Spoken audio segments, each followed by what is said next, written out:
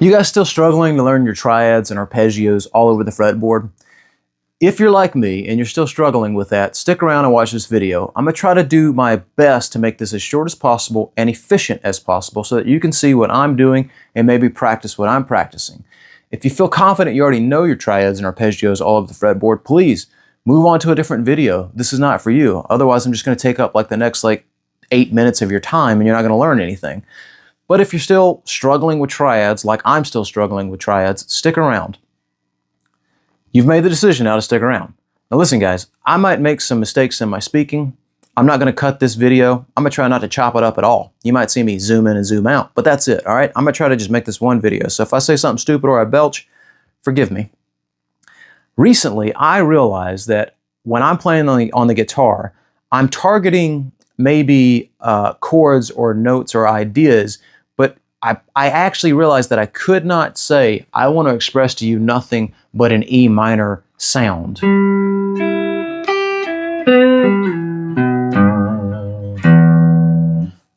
The only way I could really do it is to harp on maybe one chord and then move that chord somewhere else.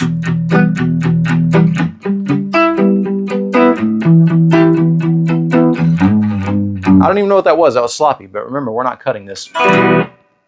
So I realized I need to be able to figure out how to play my triad arpeggios, because triad arpeggios are the three most important notes of a chord, whether that's a major chord or a minor chord. So I was like, I don't have the mentality and the knowledge and the muscle memory to target chords on purpose and specifically target what interval of that chord I want to target. So I realized this is a problem and it's something I have to focus on. A prerequisite understanding of what I'm going to explain here, I realized that you really do need to know how to play your major scale or relative minor scale, and we'll say major and relative minor quite a bit in this video, but you need to know how to play it from open strings all the way down to your last fret. Or you at least need to know the 5 shapes of your major or minor pentatonic boxes. And the reason I say that is because if you don't already know how to move within a key over the entire fretboard, then this is going to be a weird progression for you as a guitar player, learning 1, 3, 5 intervals without understanding the major scale, or learning 1, 3, 5 notes and then adding 2 extra notes to make a pentatonic scale. It's just going to be a weird progression for your guitar learning. So I recommend either as a prerequisite to moving forward to understanding your triads, know how to play your major or minor scale over the entire fretboard within box shapes like caged or something like that, or at the very minimum, we need to know our pentatonic boxes. The next thing I'll say is if you've taken the time to learn 5 minor pentatonic boxes, then please understand you've already learned the shapes and the 5 pentatonic boxes of the major scale. Now, if that doesn't make sense, it's because if you go search image or someone playing an A minor pentatonic box, the same one we're all very familiar with here at the 5th fret, right? If you see that box or you see someone playing that and then you say, now show me the A major pentatonic box, you'll come back to this video and comment below and say they're not the same. And that's very true. But remember, I said we're going to say relative major and minor quite a bit. If you were to know that you've memorized your 5 boxes of the A minor pentatonic, so you know all 5 boxes everywhere, then the relative major of your A minor is your C major. So A minor's relative major is C major. So if you've learned all 5 boxes of the A minor pentatonic box, then you've already learned all 5 boxes of its relative major, which is the C major. Hope that makes sense. If not, stop, go learn that, understand that, and then come back to this video, because we're going to use this knowledge. All right, so let's get back to the triads. I realized I couldn't target those individual notes to express the sound of a chord. So first thing I realized I had to do was I went to my major and minor pentatonic boxes. In this video, I'm going to choose to play in G major, the key of G major, or its relative minor, E minor, okay? They're the same notes. It just depends on which one I'm expressing to focus on more, either that G or am I focusing on that E, but they're going to be the exact same notes, okay? First thing I realized is I need to know what is my pentatonic box in this location. And once I knew that, whether I'm focusing on the G or I'm focusing on the E minor, I just need to understand what 3 intervals make up my chord and then target those 3 notes within my minor or major pentatonic box. So here's the example. If we were to play G major pentatonic box,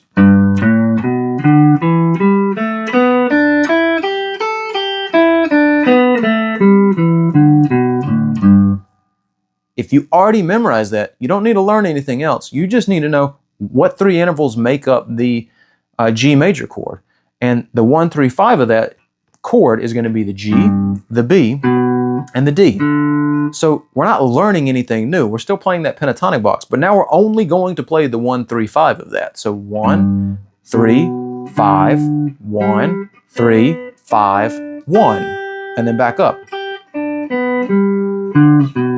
Right? And that's your triad arpeggio for a G major, right? So instead of playing, or you can go in any of those notes in any order you want to, will give the impression to a listener's ear that we're playing a G major. As an example, I'm going to try to loop this without screwing it up. Let's loop a G major. Okay, now I'm going to play those individual notes on top of it.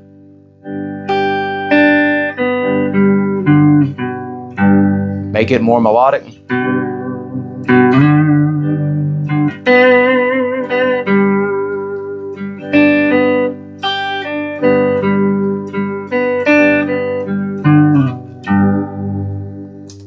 Now that was ugly playing, but I hope that your ear could at least hear what I'm trying to express to you.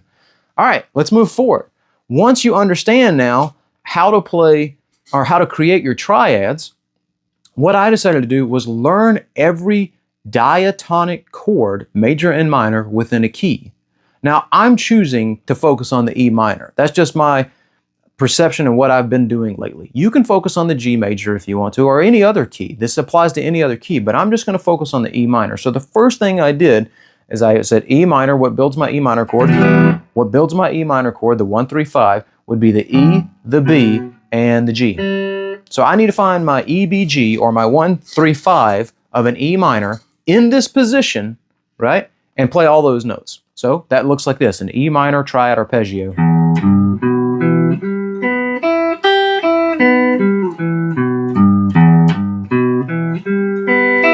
Again, if we play an E minor chord in the background of this, focus on those notes again.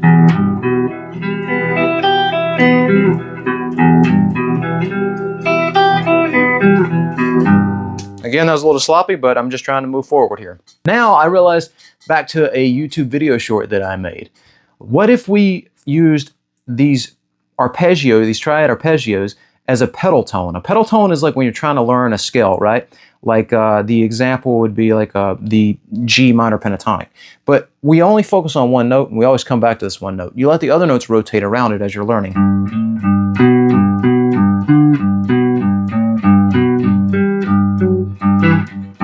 Anyway, sloppy playing again, but you realize I'm always coming back to this G note.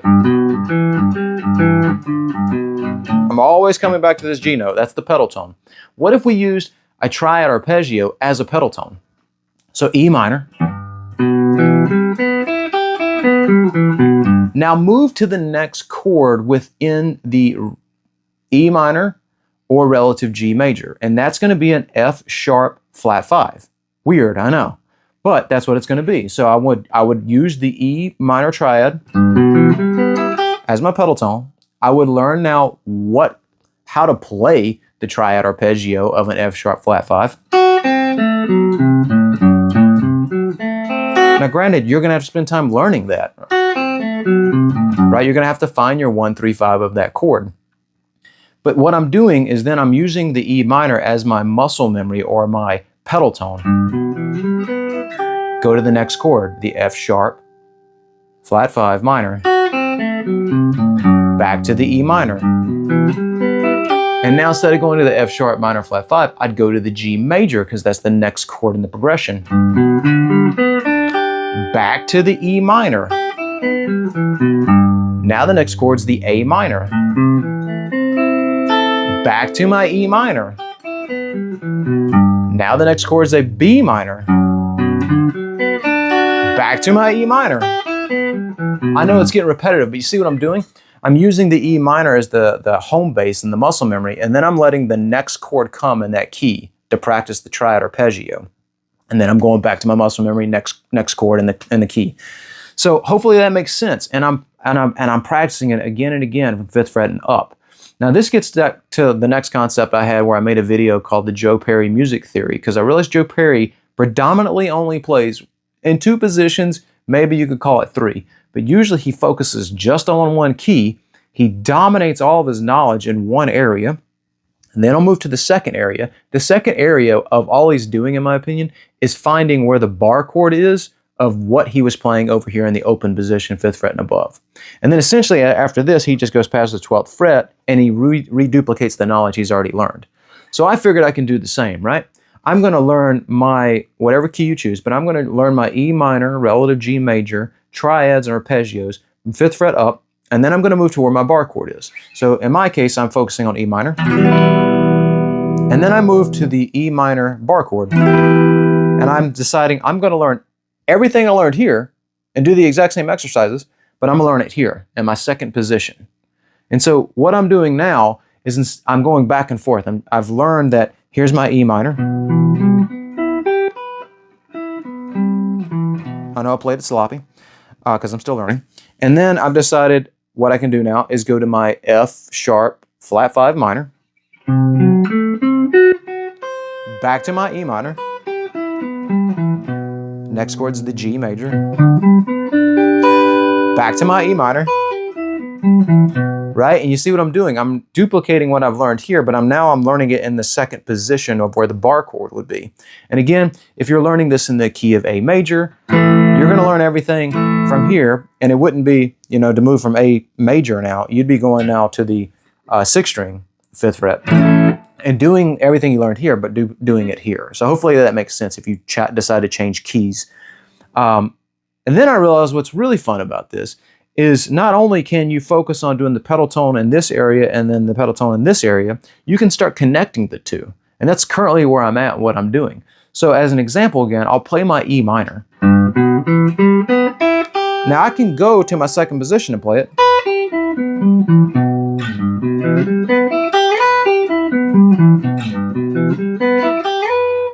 Oh, wrong note. Right? Or the next thing I can do is I can go E to E, F sharp flat 5 minor, F sharp flat 5 minor, G, G. Or what I can do is I can go E minor, F sharp flat 5 minor, G, A minor, B minor, C major, D major, E minor. You see what I'm doing? So what I'm talking about is like I could play E minor, and then go to the next chord in that scale, F sharp flat 5 minor, go back to the next chord, the G major, go to the next chord, A minor, go to the next chord, B minor, next chord, C major, next chord, D major, back to E minor. All right, guys, that was a lot. And again, I said I was going to try to do it as fast as possible. If I've made some mistakes in playing, I know, because it's sloppy and it's something I'm practicing on. But I just wanted to share that this is a great way, honestly. It's going to take a lot of time and a lot of practice and a lot of maybe closing your eyes to figure out, is that how the F sharp flat 5 minor goes?